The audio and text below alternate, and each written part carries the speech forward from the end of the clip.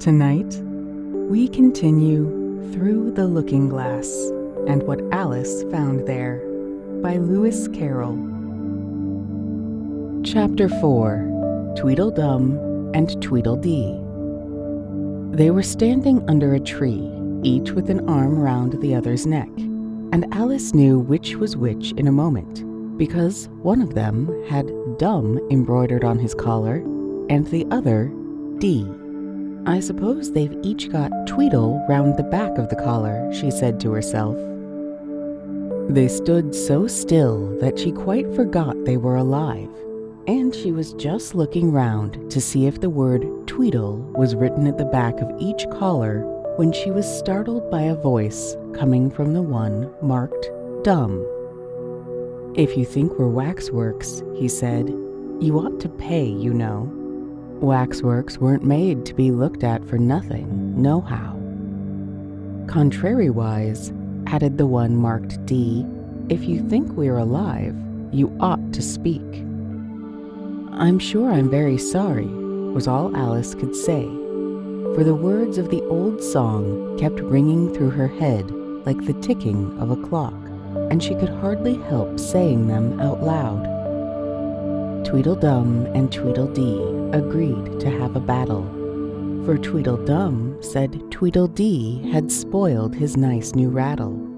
Just then flew down a monstrous crow, as black as a tar barrel, which frightened both the heroes so they quite forgot their quarrel. "I know what you're thinking about," said Tweedledum, "but it isn't so, nohow." "Contrariwise," continued Tweedledee, "if it was so, it might be, and if it were so, it would be. But as it isn't, it ain't. That's logic." "I was thinking," Alice said very politely, "which is the best way out of this wood? It's getting so dark. Would you tell me, please?" But the little men only looked at each other and grinned. They looked so exactly like a couple of great schoolboys that Alice couldn't help pointing her finger at Tweedledum and saying, "First boy." "Nohow," Tweedledum cried out briskly, and shut his mouth up again with a snap. "Next boy," said Alice, passing on to Tweedledee, though she felt quite certain he would only shout out "contrariwise," and so he did. "You've been wrong," cried Tweedledum. "The first thing in a visit is to say, 'How'd you do?' and shake hands." And here the two brothers gave each other a hug, and then they held out the two hands that were free to shake hands with her. Alice did not like shaking hands with either of them first, for fear of hurting the other one's feelings. So, as the best way out of the difficulty, she took hold of both hands at once.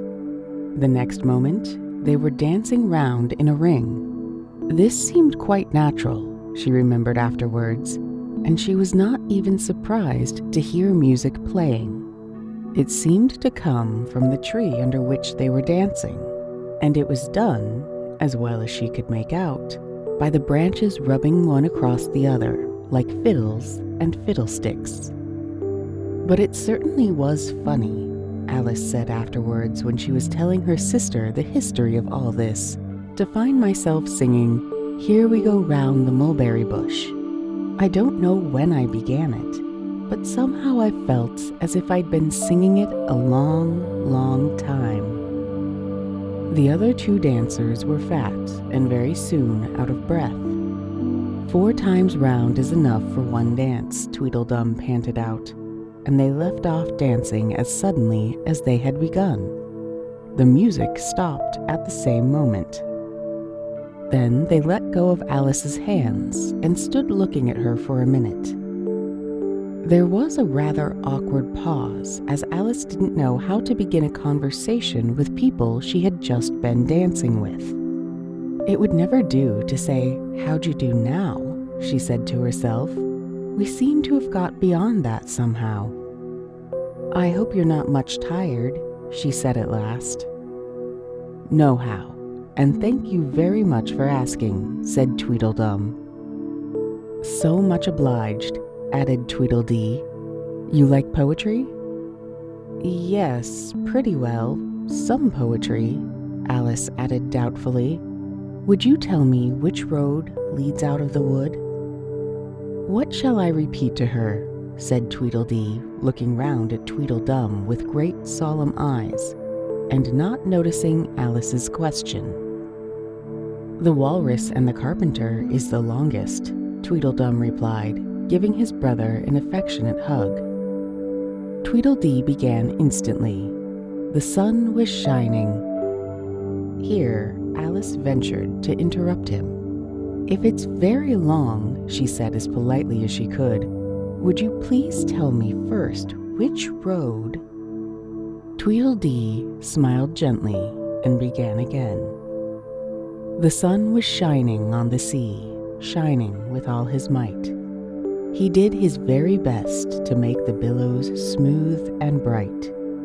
And this was odd, because it was the middle of the night.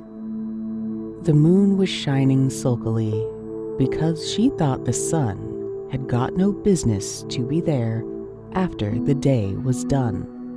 It's very rude of him, she said, to come and spoil the fun.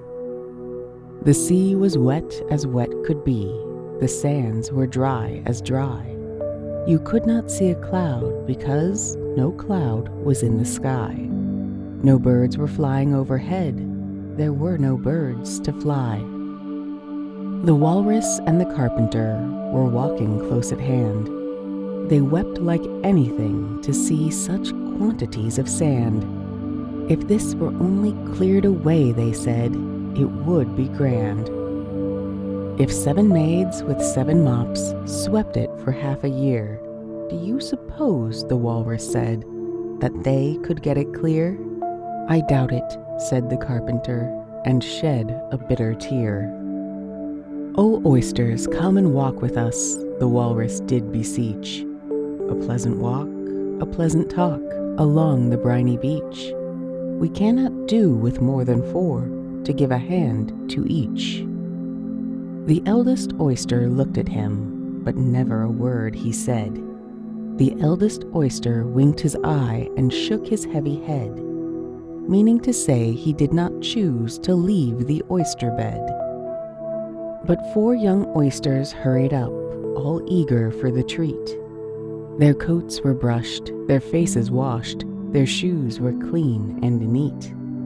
And this was odd because, you know, they hadn't any feet. 4 other oysters followed them, and yet another 4. And thick and fast they came at last, and more and more and more, all hopping through the frothy waves and scrambling to the shore. The walrus and the carpenter walked on a mile or so, and then they rested on a rock conveniently low, and all the little oysters stood and waited in a row. The time has come, the walrus said, to talk of many things, of shoes and ships and sealing wax, of cabbages and kings, and why the sea is boiling hot, and whether pigs have wings. But wait a bit, the oysters cried, before we have our chat. For some of us are out of breath, and all of us are fat. No hurry, said the carpenter. They thanked him much for that. A loaf of bread, the walrus said, is what we chiefly need. Pepper and vinegar besides are very good indeed. Now if you're ready, oysters dear, we can begin to feed. But not on us, the oysters cried, turning a little blue. After such kindness, that would be a dismal thing to do. The night is fine, the walrus said. Do you admire the view? It was so kind of you to come, and you are very nice. The carpenter said nothing, but cut us another slice. Wish you were not quite so deaf. I've had to ask you twice. It seems a shame, the walrus said, to play them such a trick, after we've brought them out so far and made them trot so quick. The carpenter said nothing, but the butter's spread too thick. I weep for you, the walrus said. I deeply sympathize. With sobs and tears, he sorted out those of the largest size, holding his pocket handkerchief before his streaming eyes. "Oh, oysters," said the carpenter, "you've had a pleasant run.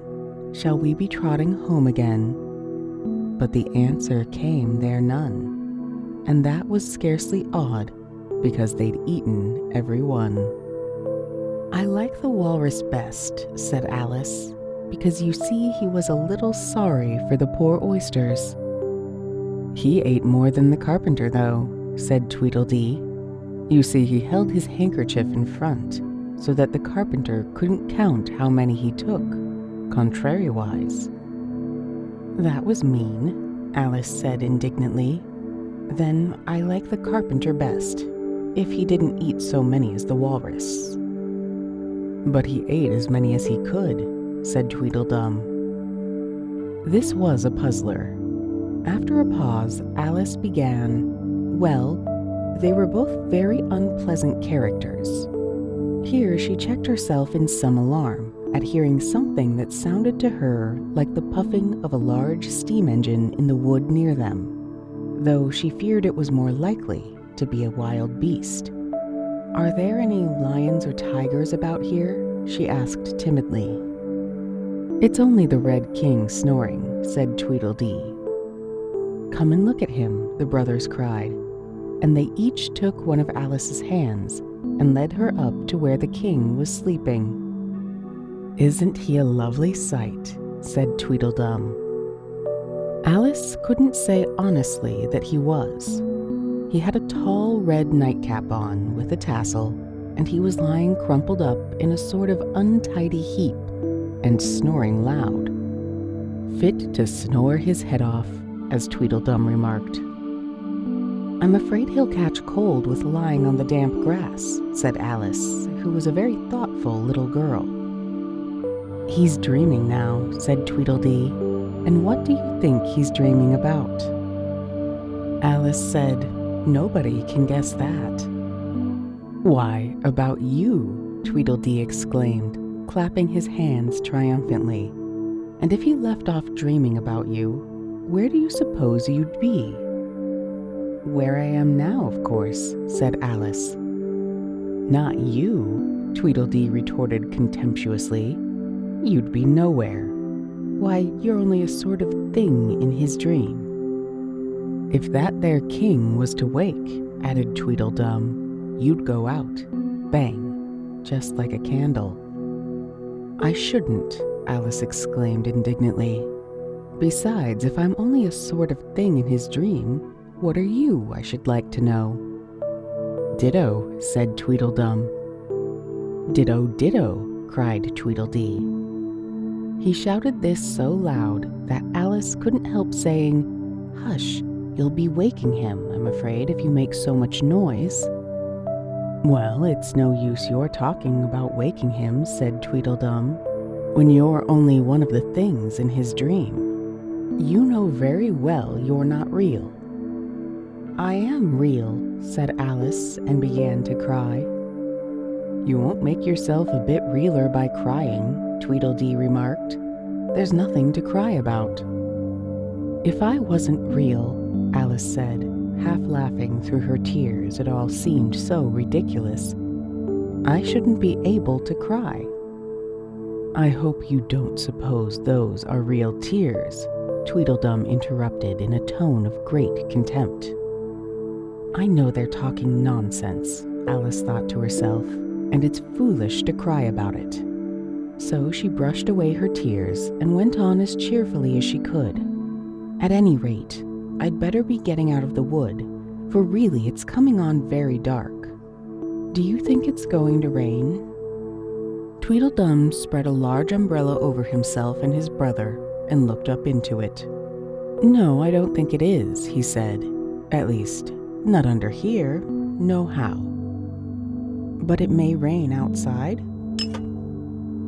"It may if it chooses," said Tweedledee. "We've no objection, contrariwise." "Selfish things," thought Alice, and she was just going to say good night and leave them when Tweedledum sprang out from under the umbrella and seized her by the wrist. "Do you see that?" he said in a voice choking with passion, and his eyes grew large and yellow, all in a moment, as he pointed with a trembling finger at a small white thing lying under the tree. "It's only a rattle," Alice said after a careful examination of the little white thing. "Not a rattlesnake, you know," she added hastily, thinking that he was frightened. "Only an old rattle, quite old and broken." "I knew it was," cried Tweedledum, beginning to stamp about wildly and tear his hair. "It's spoilt, of course." Here he looked at Tweedledee, who immediately sat down on the ground and tried to hide himself under the umbrella. Alice laid her hand upon him and said in a soothing tone, "You needn't be so angry about an old rattle." "But it isn't old," Tweedledum cried in a greater fury than ever. "It's new, I tell you. I bought it yesterday. My nice, new rattle." And his voice rose to a perfect scream. All this time, Tweedledee was trying his best to fold up the umbrella with himself inside it, which was such an extraordinary thing to do that it quite took off Alice's attention from the angry brother.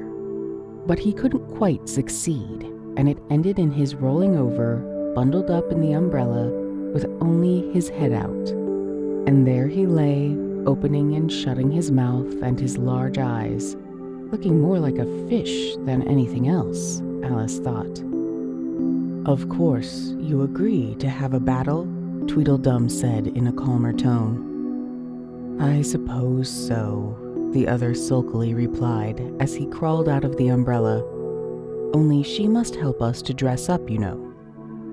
So the two brothers went off hand in hand into the wood and returned in a minute with their arms full of things, such as bolsters, blankets, hearth rugs, tablecloths, dish covers, and coal scuttles. "I hope you're a good hand at pinning and tying strings," Tweedledum remarked. "Every one of these things has got to go on somehow or other." Alice said afterwards she had never seen such a fuss made about anything in all her life, the way those two bustled about, and the quantity of things they put on, and the trouble they gave her in tying strings and fastening buttons. "Really, they'll be more like bundles of old clothes than anything else by the time they're ready," she said to herself as she arranged a bolster round the neck of Tweedledee, to keep his head from being cut off, as he said. "You know," he added very gravely, "it's one of the most serious things that can possibly happen to one in a battle, to get one's head cut off." Alice laughed aloud, but she managed to turn it into a cough for fear of hurting his feelings. "Do I look very pale?" said Tweedledum, coming up to have his helmet tied on. He called it a helmet, though it certainly looked much more like a saucepan. "Well, yes, a little," Alice replied gently. "I'm very brave, generally," he went on in a low voice. "Only today I happen to have a headache." "And I've got a toothache," said Tweedledee, who had overheard the remark. "I'm far worse off than you." "Then you'd better not fight today," said Alice, thinking it a good opportunity to make peace. "We must have a bit of a fight, but I don't care about going on long," said Tweedledum. "What's the time now?" Tweedledee looked at his watch and said, 4:30. "Let's fight till 6 and then have dinner," said Tweedledum. "Very well," the other said sadly, "and she can watch us. Only you'd better not come very close," he added.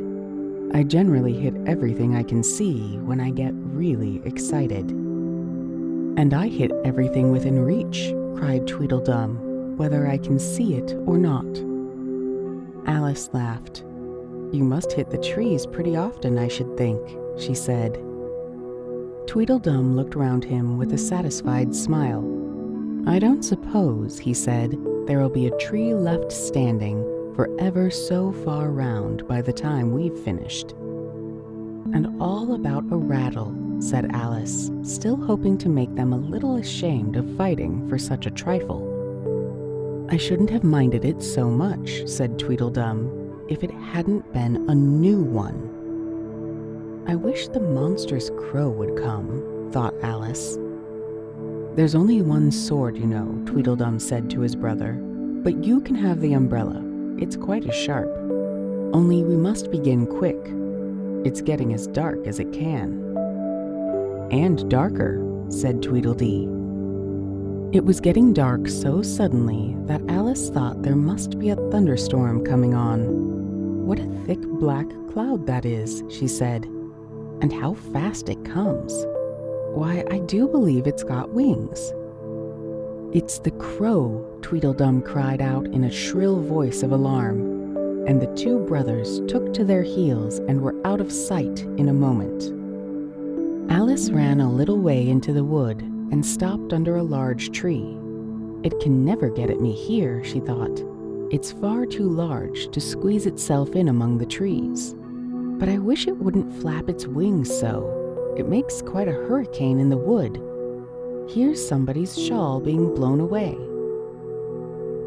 Come back tomorrow night as we continue Through the Looking Glass and what Alice found there.